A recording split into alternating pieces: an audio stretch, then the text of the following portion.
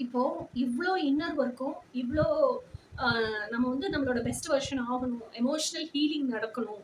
Drama healing நடக்கணும். அப்படின்றதுக்கு தான் இந்த இன்னர் ஒர்க் பூரா பண்றோம் நம்ம. அப்போ மெக்கானிசம் ஆஃப் ட்ராமா என்னன்னு தெரியணும்ல. எப்படி ட்ராமா நடக்குதுங்கிறது தெரியணும்ல.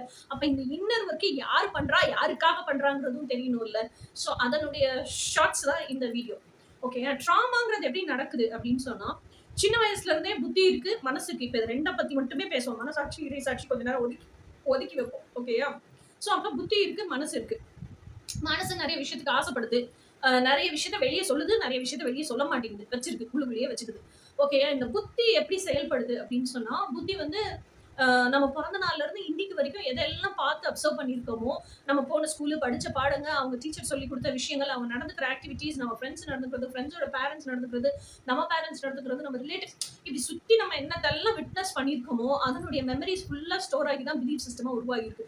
இப்ப இந்த 5 சென்சஸ் மூலியமா எதெல்லாம் உள்வாங்குறோமோ, அதுதான் பிலீஃப் சிஸ்டமா உருவாகியிருக்கு. This is what this is அப்படின்னு விட்னஸ் பண்ணி அந்த மெமரி உள்ள இருந்துட்டே இருக்கிறது தான் பிரெயின் இல்லையா? ஸோ அப்ப பிரெயினுக்கு நம்ம பொறந்ததுல இருந்து இப்போ வரைக்கும் எதெல்லாம் விட்னஸ் பண்ணியிருக்குதோ, அது மட்டும் தான் தெரியும். இன்ஃபர்மேஷனா இருக்கட்டும், ஐம்புலன் வழியா உள்ள வாங்குனதா இருக்கட்டும். ஓகே. அந்த இன்ஃபர்மேஷனும் காது வழியா தானே உள்ள வாங்கியிருப்போம். ஓகேயா? ஸோ இப்படி இருக்கிற இந்த கண்டிஷன்ட் சொசைட்டியோட கண்டிஷனிங்ஸ வச்சு தான் பிலீஃப் சிஸ்டத்தையே உருவாக்கியிருக்கு. ஓகே. ஆனா மனசு வந்து அப்படி இல்ல. அது ஒரு பொருள் இருக்கா, இல்லையான்னே தெரியாது. ஆனா அது பிடிச்சிருக்கு. எங்கேயோ படத்துல பார்த்திருக்கு. இது பூமியில எங்க இருக்குன்னு கூட தெரியாது. ஏதோ ஒரு என்ன சொல்றது பியூரான ஒரு ஃப்ரெண்ட்ஷிப்பை பார்த்திருப்போம். அந்த மாதிரி ஃப்ரெண்டு பொறந்திருக்கானா இல்லையான்னு கூட தெரியாது. ஆனா அந்த மனசு ஏங்கும், ஆசைப்படும் இல்லையா? ஸோ அப்ப மனசை பொறுத்த வரைக்கும் தனக்கு என்ன பிடிச்சிருக்கோ அது மட்டும் தான் தெரியும். பிடிச்சது அது வேணும். ஓகேயா? ஸோ இப்படிதான் மைண்ட் ஒர்க் பண்ணும். ஸோ இந்த மைண்டும் பிரெயினும் ஒர்க் பண்றதுல யாரோ ஒருத்தவங்கள நம்மள திட்டிடுறாங்க. அப்ப இந்த பிரெயின் ஸ்ட்ராங்கா இருந்திருக்கலாம்ல. அவங்க எப்ப பார்த்தாலும் அப்படிதான். எதையாவது ஒண்ணு சொல்லிக்கிட்டே இருப்பாங்க. அவங்களுக்கு வேற வேலையே இல்ல. அப்படின்னு அவங்க சொன்னதை அப்படியே ரிஃப்ளெக்ட் பண்ணிருக்கலாம். ட்ராமாவோட மெக்கானிசத்தை தான் நம்ம இப்ப பேசணும். ஓகேயா? புத்தி அளவுல இந்த பிரெயினே வந்து அவங்க அப்படிதான் அப்படின்னு ரிஃப்ளெக்ட் பண்ணியிருந்தா அது மனசு வரைக்கும் உள்ள போய் பாதிக்காது. ஆனா இந்த புத்தியே என்ன பண்ணுது? உங்க அடல்ட் செல்ஃபே என்ன பண்ணுது? அதை உள்வாங்கி கஷ்டப்படுது. ஐயோ இப்படி ஆயிருமோ, அப்படி ஆயிருமோ, இந்த புத்தி சொல்லி கொடுக்குற மாதிரி ஆயிருமோ, இல்ல அவங்க சொல்ற மாதிரி ஆயிருமோ, இவங்க சொல்ற மாதிரி ஆயிருமோன்னு பயப்படுது.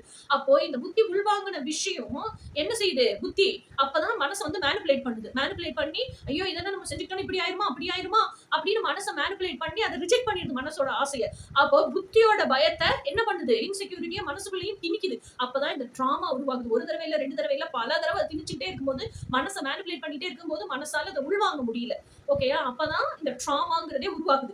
அப்போ புத்தி ஸ்ட்ராங்கா இல்லாதப்பதான் ட்ராமா உருவாகுது. புத்தி எதையுமே மத்தவங்க சொல்றதை ரிஃப்ளெக்ட் பண்ணாம உள்வாங்கி கஷ்டமா இருக்கிற விஷயத்தை, ஹர்ட்ஃபுல்லா இருக்கிற விஷயத்தையும், இன்செக்யூர்டா இருக்கிற விஷயத்தையும் உள்வாங்கும் போது தான் மனசு அவஸ்தைப்படுது. ஸோ இதுதான் இன்னர் சைல்ட் ட்ராமா. இதுதான் இன்னர் ஃபெமினைன் ட்ராமாவும் கூட. இதைத்தான் நம்ம ஹீல் பண்றதுக்கு இத்தனை இன்னர் ஒர்க் பண்ணிட்டு இருக்கோம்.